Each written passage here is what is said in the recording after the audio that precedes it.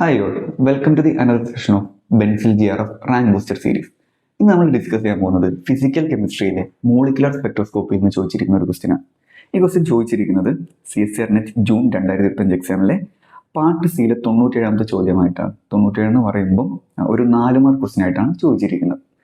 അപ്പോൾ ക്വസ്റ്റ്യനിലേക്ക് പോകുന്നതിന് മുന്നേ ഈ ഫിസിക്കൽ കെമിസ്ട്രി എന്ന് കേൾക്കുമ്പോൾ അല്ലെങ്കിൽ ഫിസിക്കൽ കെമിസ്ട്രിയിൽ നിങ്ങൾ വല്ലാതെ സ്ട്രഗിൾ ചെയ്യുന്ന ഒരാളാണെങ്കിൽ, സ്ട്രഗിൾ ഇൻ ദ സെൻസ് നിങ്ങൾ കൺസെപ്റ്റൊക്കെ പഠിച്ചിട്ടുണ്ട്, പക്ഷേ ക്വസ്റ്റ്യൻ സോൾവ് ചെയ്യുമ്പോൾ നിങ്ങൾക്ക് നിങ്ങൾ പഠിച്ച കൺസെപ്റ്റ് യൂസ് ചെയ്യാൻ പറ്റുന്നില്ലെങ്കിൽ, അങ്ങനെ ഒരാളാണ് നിങ്ങളെങ്കിൽ നിങ്ങൾക്കുള്ള വീഡിയോ ആണിത്.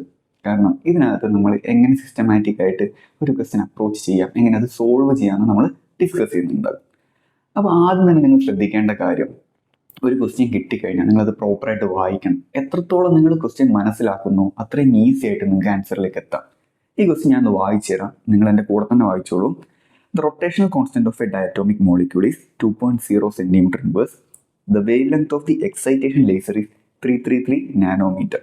Assuming a rigid rotor model of diatomic molecule, the first 3 Stokes lines in centimeter inverse in the rotation Raman spectrum are predicted to be closest to. Option അവിടെ നിൽക്കട്ടെ. ക്വസ്റ്റ്യൻ വായിച്ചിട്ട് നിങ്ങൾക്ക് എന്തൊക്കെയാണ് മനസ്സിലായത്? ക്വസ്റ്റ്യനിൽ തന്ന കാര്യങ്ങൾ നമുക്കൊന്ന് നോട്ട് ചെയ്യാല്ലേ. ആദ്യം തന്നെ അവർ പറയുന്നത് റൊട്ടേഷണൽ കോൺസ്റ്റന്റിനെ പറ്റിയാണ്. റൊട്ടേഷണൽ കോൺസ്റ്റന്റ് അല്ലെങ്കിൽ B = 2.0 cm inverse. യൂണിറ്റ് വളരെ ഇമ്പോർട്ടൻ്റ് ആണ്.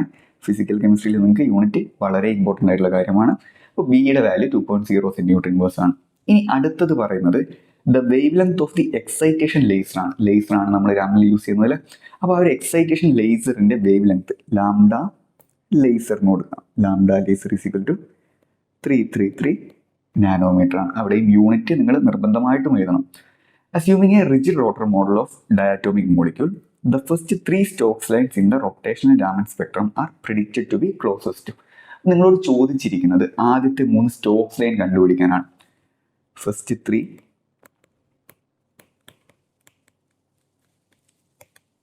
Stokes line. അപ്പോൾ ആദ്യത്തെ 3 സ്റ്റോക്സ് ലൈനാണ് നമുക്ക് കണ്ടുപിടിക്കേണ്ടത്. തന്ന ഡാറ്റ നമ്മൾ നോട്ട് ചെയ്തല്ലേ. B തന്നിട്ടുണ്ട്, ലാംഡ ലേസർ തന്നിട്ടുണ്ട്, ആൻഡ് നമുക്ക് കണ്ടുപിടിക്കേണ്ടത് ഫസ്റ്റ് 3 സ്റ്റോക്സ് ലൈനാണ്. അപ്പോൾ ഇത്രയാണ് ഒരു ക്വസ്റ്റ്യൻ അപ്രോച്ച് ചെയ്യേണ്ട ഏറ്റവും ബേസിക് ആയിട്ടുള്ള കാര്യം. നിങ്ങൾ ക്വസ്റ്റ്യൻ പ്രോപ്പറായിട്ട് മനസ്സിലാക്കുക, അതിൽ തന്ന കാര്യങ്ങൾ നോട്ട് ചെയ്യുക, എന്താണ് നിങ്ങൾക്ക് ഐഡൻറ്റിഫൈ ചെയ്യേണ്ടത് ആ കാര്യം കൂടെ നോട്ട് ചെയ്ത് വെക്കുക. ഇനി അടുത്തത് തന്ന ഡാറ്റയും ഐഡൻറ്റിഫൈ ചെയ്യേണ്ട സാധനം തമ്മിലൊരു ബ്രിഡ്ജ് ഉണ്ടാക്കണം. എങ്ങനെയാണ് ഇത് കണക്ട് ചെയ്തിരിക്കുന്നത്, അത് തമ്മിലുള്ള റിലേഷൻഷിപ്പ് നമുക്ക് നോക്കണം അല്ലേ. എങ്കിൽ മാത്രമേ നമുക്ക് ആ ഒരു സ്റ്റെപ്പ് വൈസ് ഫോളോ നമുക്ക് ക്വസ്റ്റ്യൻ പ്രൊസീഡ് ചെയ്യാൻ പറ്റുള്ളൂ. അടുത്തത് സ്റ്റോക്സ് ലൈനാണ് നിങ്ങളോട് കണ്ടുപിടിക്കാൻ പറഞ്ഞത്. നമ്മൾ ആ ഒരു റൊട്ടേഷൻ രാമൻ സ്പെക്ട്രം നോക്കുകയാണെങ്കിൽ ഈ ക്വസ്റ്റ്യനിൽ അവർ പറയാതെ വേറൊരു കാര്യം കൂടെ പറഞ്ഞിട്ടുണ്ട്. ക്വസ്റ്റ്യനിൽ നോക്കിയാൽ നിങ്ങൾക്ക് ആകെ തന്നത് B ആണ്, റൊട്ടേഷണൽ വാല്യൂ ആണല്ലേ. നിങ്ങൾക്ക് അനാർമോസിറ്റി അങ്ങനെ ഒന്നും തന്നിട്ടില്ല. അപ്പോൾ ക്വസ്റ്റ്യനോട് ഉദ്ദേശിക്കുന്നത് ഈ ക്വസ്റ്റ്യൻ വായിക്കുമ്പോൾ നിങ്ങൾക്ക് ഇതൊരു പ്യൂർ റൊട്ടേഷൻ രാമൻ സ്പെക്ട്രം ആണെന്ന് മനസ്സിലായിട്ടുണ്ടോ? അതാണ് ഫസ്റ്റ് പോയിന്റ്. അപ്പോൾ B മാത്രം തന്നതുകൊണ്ട് തന്നെ നമുക്ക് അതിനകത്തും ഊഹിച്ചെടുക്കാം ഇതൊരു പ്യൂർ റൊട്ടേഷൻ രാമൻ സ്പെക്ട്രയാണ്. അങ്ങനെയുള്ള പ്യൂർ റൊട്ടേഷൻ രാമൻ സ്പെക്ട്രയുടെ സ്പെക്ട്രം നോക്കുകയാണെങ്കിൽ ഇതാണ് X ആക്സിസ്. അവിടെ വേവ് നമ്പറാണ് നമ്മൾ കൺസിഡർ ചെയ്യുന്നത്. ആൻഡ് സെൻറ്ററിലൊരു റെയിലേ ലൈൻ ഉണ്ട് അല്ലേ. ഇതിനെ നമ്മൾ റെയിലേ ലൈൻ എന്ന് വിളിക്കും. ഇതിനാണ് ഏറ്റവും ഇൻറ്റൻസിറ്റി ഉള്ളത്. അതൊക്കെ നിങ്ങൾ പഠിച്ചിട്ടുണ്ടാകും. ആൻഡ് ലെഫ്റ്റിലോട്ട് പോകുമ്പോൾ സ്റ്റോക്സ് ലൈൻസ് ആണ്. സ്റ്റോക്സ് ലൈൻസ് ഇങ്ങനെയായിരിക്കും ഉണ്ടാകുക. റൈറ്റിലോട്ട് ആൻറ്റി സ്റ്റോക്സ് ലൈൻ ആണ്.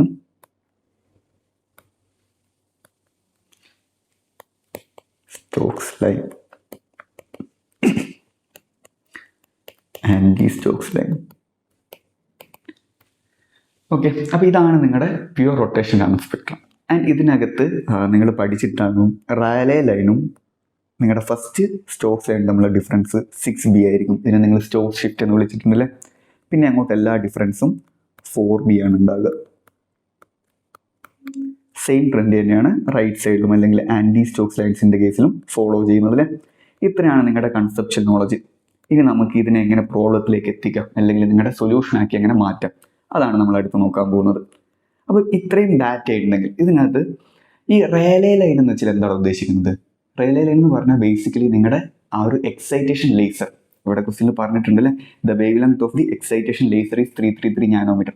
എക്സാക്ട് സെയിം റേഡിയേഷൻ അല്ലെങ്കിൽ സെയിം ലൈനാണ് നിങ്ങളുടെ റെയിലേ ലൈൻ എന്ന് പറയുന്നത്. അതുകൊണ്ട് തന്നെ ഈ തന്ന ഡാറ്റയിൽ നിന്ന് എനിക്ക് ആദ്യം കണ്ടുപിടിക്കാൻ പറ്റുന്നത് റെയിലേ ലൈൻ ആയിരിക്കും. റെയിൽവേ ലൈൻ എങ്ങനെ കണ്ടുപിടിക്കാം? അവിടെയാണ് നിങ്ങൾ യൂണിറ്റ് ശ്രദ്ധിക്കേണ്ടത്. ഇവിടെ ബി തന്നിരിക്കുന്നത് സെന്റിമീറ്റർ ഇൻവേഴ്സിലാണ്.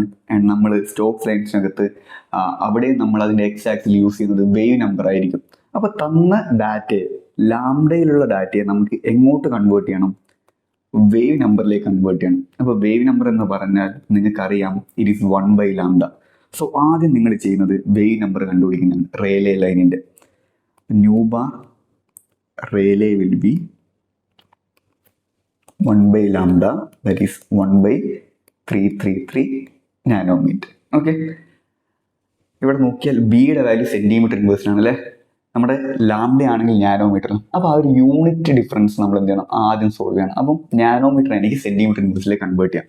ഞാൻ സെന്റിമീറ്റർ ഇൻവേഴ്സ് ചൂസ് ചെയ്യുന്നതാണെന്ന് വെച്ചാൽ ക്വസ്റ്റ്യനിൽ ചോദിച്ചിരിക്കുന്നതും ഈ സെന്റിമീറ്റർ ഇൻവേഴ്സ് ആണല്ലേ. അപ്പോൾ നമുക്ക് വേണ്ടത് സെന്റിമീറ്റർ ഇൻവേഴ്സിലെ ഡാറ്റയാണ്. അപ്പോൾ ഇതിനെ കൺവേർട്ട് ചെയ്യുകയാണെങ്കിൽ നിങ്ങൾ പഠിച്ചിട്ടുണ്ടാകും 1 നാനോമീറ്റർ എന്ന് പറഞ്ഞാൽ 10⁻⁻7 സെന്റിമീറ്റർ ആണല്ലേ. 1/333 × 10⁻⁻7 സെന്റിമീറ്റർ എന്ന് കിട്ടും. ഇനി നിങ്ങൾക്ക് ഇത് കാൽക്കുലേറ്റർ വെച്ച് ചെയ്യാം. 1/333 കാൽക്കുലേറ്റർ യൂസ് ചെയ്തിട്ട് നിങ്ങൾക്ക് അതിൻ്റെ വാല്യൂ കണ്ടുപിടിക്കാം. നിങ്ങൾക്ക് കാൽക്കുലേറ്റർ യൂസ് ചെയ്യാൻ താല്പര്യമില്ല, കുറച്ച് ഷോർട്ട് കട്ട്സ് പഠിക്കാനാണെങ്കിൽ നിങ്ങൾ ഇങ്ങോട്ട് ശ്രദ്ധിക്കും. ഞാൻ നിങ്ങൾക്ക് ഒരു ട്രിക്ക് പറഞ്ഞുതരാം. ഈ 1/333 1/999/3 എന്ന് കൊടുത്തു. സെയിം വാല്യൂ ആണല്ലോ, മാറ്റമൊന്നുമില്ലല്ലോ. Into 10⁻⁻7 centimetre. അപ്പോൾ ഈ A/B/C ഈ ഫോർമാറ്റിലാണല്ലോ ഇതുള്ളത്. 1/999/3. അതിനെ എനിക്ക് എങ്ങനെ മാറ്റാം? 1/999 × 3 എന്ന് വരും. ആൻഡ് ഡിനോമിനേറ്ററിൽ 10⁻⁻7 സെന്റിമീറ്റർ, ന്യൂമറേറ്ററിലേക്ക് പോകുമ്പോൾ 10⁻7 സെന്റിമീറ്റർ ഇൻവേഴ്സ്.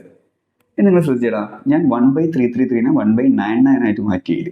അതെന്തിനാണെന്ന് വെച്ചാൽ നിങ്ങൾ വീഡിയോ ജസ്റ്റ് പോസ് ചെയ്തിട്ട് ഇത്രയും വാല്യൂസ് ഒന്ന് കണ്ടുപിടിക്കാം. 1/9, 1/99, 1/999 ആൻഡ് 1/9999. ഓക്കെ, വീഡിയോ പോസ് ചെയ്തിട്ട് ഈ വാല്യൂസ് ഒന്ന് ജസ്റ്റ് ഒന്ന് കണ്ടുപിടിച്ച് നോക്കിയേ.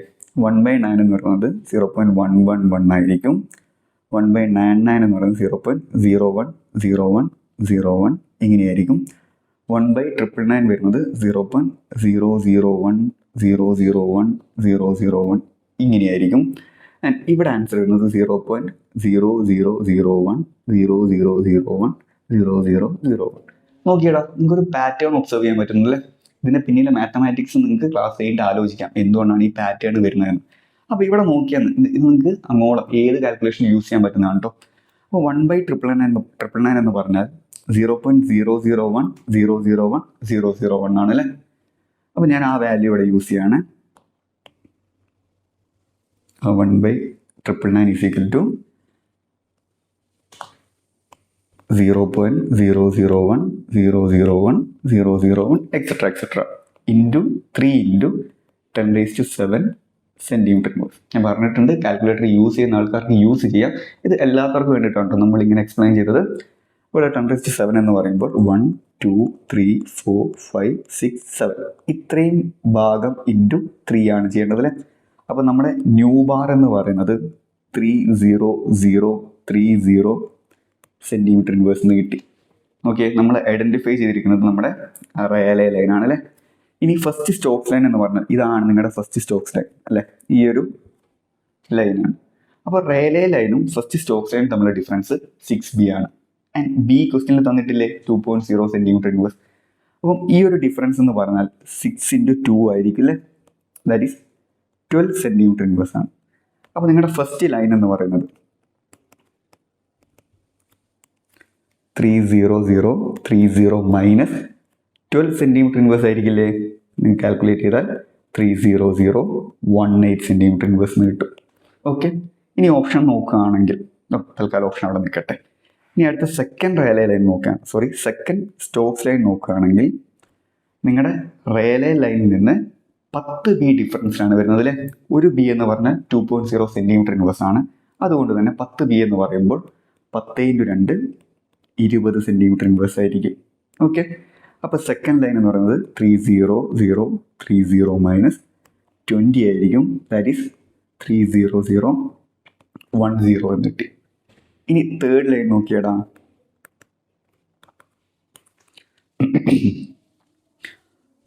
ഫസ്റ്റ് ലൈനിലേക്ക് 6B ആണ് ഡിഫറൻസ്, സെക്കൻഡ് ലൈനിലേക്ക് 10B ആയി, ആൻഡ് തേർഡ് ലൈനിലേക്ക് വരുമ്പോൾ 18B ആയി അല്ലേ. 18B എന്ന് പറയുമ്പോൾ 18 × 2 that is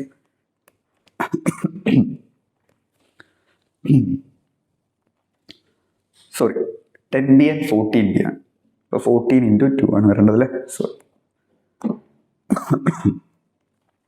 14 × 2 is equal to 28 cm inverse. നിങ്ങൾ നിങ്ങളുടെ റേലേ ലൈനിൽ നിന്ന് 28 cm ഇൻവേഴ്സ് മൈനസ് ചെയ്താൽ നിങ്ങൾക്ക് കിട്ടുന്നത് നിങ്ങളുടെ തേർഡ് ലൈൻ ആയിരിക്കും. That is 300 30 minus 28 that is 30008. ഇതിൻ്റെയൊക്കെ യൂണിറ്റ് വരുന്നത് സെൻറ്റിമീറ്റർ ഇൻവേഴ്സ് ആണല്ലേ. ഇനി നിങ്ങളൊന്ന് ഓപ്ഷൻ നോക്കിയാടാ.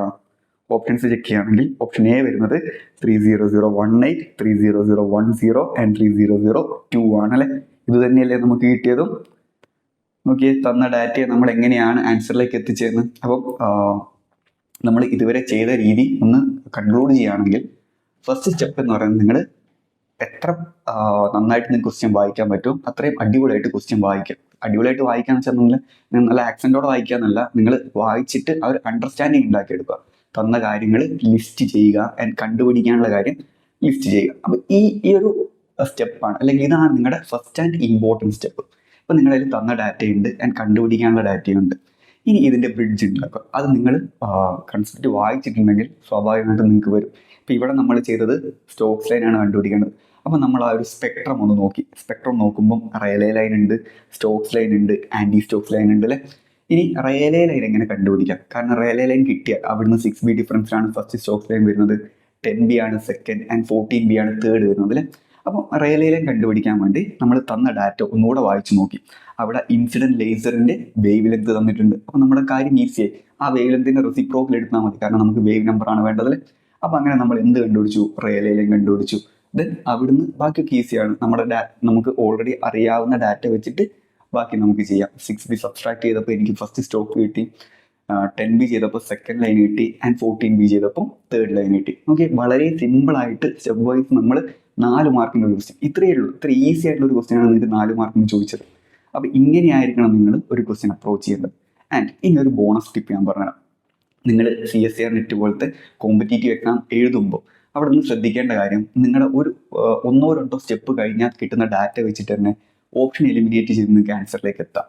അപ്പോൾ ഇവിടെ നോക്കുകയാണെങ്കിൽ ഞാൻ ഫസ്റ്റ് ചെയ്തത് റേലേ ലൈനിൻ്റെ വേവ് നമ്പർ കണ്ടുപിടിച്ചു.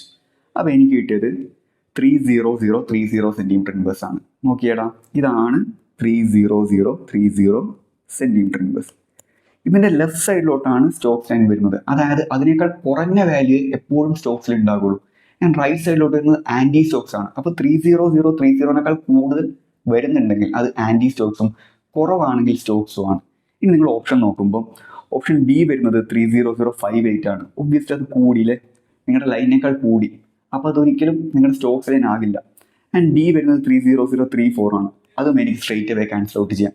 ഇനി എ ആൻഡ് സി ഞാൻ ചെക്ക് ചെയ്യുമ്പോൾ എ വരുന്നത് 30018 ആണ്, സി വരുന്നത് 30018 ആണ്. പക്ഷേ സെക്കൻഡ് ലൈന് വരുമ്പോൾ എയിൽ വരുന്നത് 30010യും സിയിൽ വരുന്നത് 30014 ആണ്. അതായത് എയിലെ ഡിഫറൻസ് 8ഉം ബിയിലെ ഡിഫറൻസ് 4ഉം ആണ്. നിങ്ങൾക്കറിയാം ഫസ്റ്റ് സ്റ്റോക്സ് ലൈനും സെക്കൻഡ് സ്റ്റോക്സ് ലൈനും തമ്മിലുള്ള ഡിഫറൻസ് എപ്പോഴും 4B ആയിരിക്കും. അല്ലെങ്കിൽ പിന്നെ അങ്ങോട്ടുള്ള എല്ലാ ഡിഫറൻസും എപ്പോഴും 4B ആകണം. ആൻഡ് ഇവിടെ ബി എന്ന് പറയുന്നത് 2 സെൻറ്റിമീറ്റർ ഇൻവേഴ്സ് ആണല്ലേ. അപ്പോൾ 4Bയുടെ വാല്യൂ എപ്പോഴും 8 ആയിരിക്കും. Sorry, not 8B, it will be അതൊന്ന് സംഭവിച്ചു. Okay, it will be always 8 centimetre inverse. അപ്പോൾ ഈ ഒരു ഡിഫറൻസ് എപ്പോഴും 8 ആയിരിക്കണം. ആൻഡ് അത് സാറ്റിസ്ഫൈ ചെയ്യുന്നത് ഓപ്ഷൻ എയിൽ മാത്രമാണ്. നിങ്ങൾ കുറച്ചുകൂടെ ഇങ്ങനെ പ്രോബ്ലംസ് സോൾവ് ചെയ്ത് നിങ്ങൾ ആ ഒരു കോൺഫിഡൻ്റ് ആയി മാറിക്കഴിഞ്ഞാൽ നിങ്ങൾക്ക് ഇങ്ങനെ ഓപ്ഷൻ എലിമിനേറ്റ് ചെയ്യാം. അപ്പോൾ അങ്ങനെ ഒരു ഓപ്പർച്യൂണിറ്റി ഇവിടെ നിങ്ങൾക്ക് ഇതുപോലുള്ള കോമ്പറ്റേറ്റീവ് എക്സാംസിലുണ്ട്. അപ്പം നിങ്ങളുടെ പ്രൊസീജിയർ ഇപ്പോൾ ഈ ഒരു വീഡിയോ കാണുമ്പോൾ നിങ്ങൾക്ക് ഇത് വളരെ ലെങ്തി പ്രൊസീജിയർ ആയിട്ട് തോന്നാം. കാരണം നമ്മൾ ആദ്യം ഐഡൻറ്റിഫൈ ചെയ്തു, അതായത് തന്ന കാര്യങ്ങൾ നോട്ട് ചെയ്തു, കണ്ടുപിടിക്കേണ്ട കാര്യം ഐഡൻറ്റിഫൈ ചെയ്തു, ദെൻ ഇതിൻ്റെ ബ്രിഡ്ജ് ഉണ്ടാക്കി. ഇപ്പോൾ കുറേ സാധനങ്ങൾ നമ്മുടെ തലയിലൂടെ ഇങ്ങനെ പോകണം അല്ലേ. പക്ഷേ നിങ്ങളിത് പ്രാക്ടീസ് ചെയ്താൽ നിങ്ങൾക്ക് ഇത് വളരെ ഈസി ആകും. ഈവൻ ആ ഒരു 1/333 തന്നെ നിങ്ങൾക്ക് വളരെ പെട്ടെന്ന് ചെയ്യാൻ പറ്റും. നിങ്ങളുടെ മൈൻഡിൽ തന്നെ നിങ്ങൾക്ക് ഒരു കാൽക്കുലേഷൻ വരും. അപ്പോൾ ആ ലെവലിലേക്ക് എത്തണം. നിങ്ങൾ അത്രയും പ്രാക്ടീസ് ചെയ്യണം. നിങ്ങൾക്ക് അങ്ങനെ പ്രാക്ടീസ് ചെയ്യാൻ വേണ്ടി ഒരു ക്വസ്റ്റ്യൻ ഞാൻ തരാം. ഈ ക്വസ്റ്റ്യൻ ചോദിച്ചിരിക്കുന്നത് CSIR നെറ്റ് ജൂൺ 2021 നമ്മൾ പഠിച്ച ഇപ്പം നമ്മൾ ഡിസ്കസ് ചെയ്ത കൺസെപ്റ്റുമായിട്ട് ഓൾമോസ്റ്റ് സിമിലാരിറ്റി ഉള്ള ഒരു ക്വസ്റ്റ്യൻ ആണ്. ക്വസ്റ്റ്യൻ വരുന്നത് the following data is obtained for a light diatomic molecule from its rotational Raman spectrum B is equal to 2 centimeter inverse and XE or chi E is equal to 0.01 and nu bar E is equal to 1600 centimeter inverse. If the molecule is irradiated by a laser of 20,000 centimeter inverse, the expected Stokes lines for these molecules are. അവിടെയും Stokes line ആണല്ലോ ചോദിച്ചിരിക്കുന്നത്. അപ്പോൾ ഈ question നിങ്ങളൊന്ന് try ചെയ്ത് നോക്കുക and നിങ്ങളുടെ answer ഏതാണോ നിങ്ങൾക്ക് കിട്ടുന്നത് അത് നിങ്ങൾ കമൻറ്റ് ബോക്സിൽ മെൻഷൻ ചെയ്യാം. Okay, keep learning. All the best. Thank you.